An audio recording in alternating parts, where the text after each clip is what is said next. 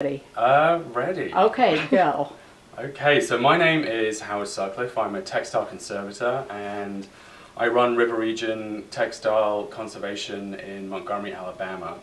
And I've just finished this project for LaGrange College, and it is two pieces of a commencement dress from about 1880. And they have been conserved now and then framed, ready for display.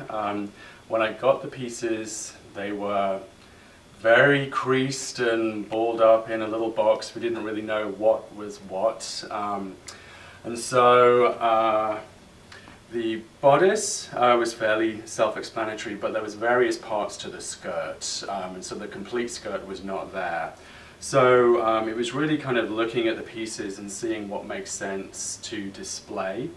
And this was the most complete piece of the skirt, which I think is kind of like a peplum that would have wrapped around the back and then come up the front.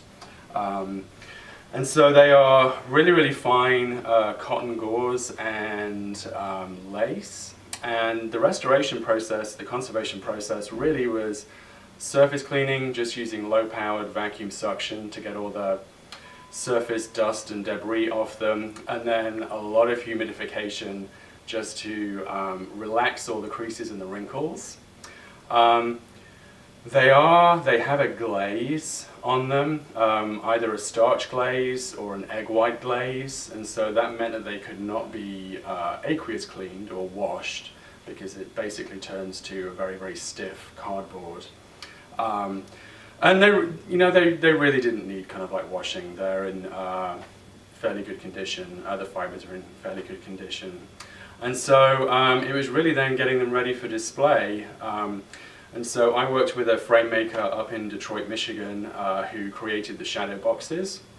And I then mounted them onto padded boards and then made little internal mounts for them as well, which just kind of give them a little bit of three-dimensionality.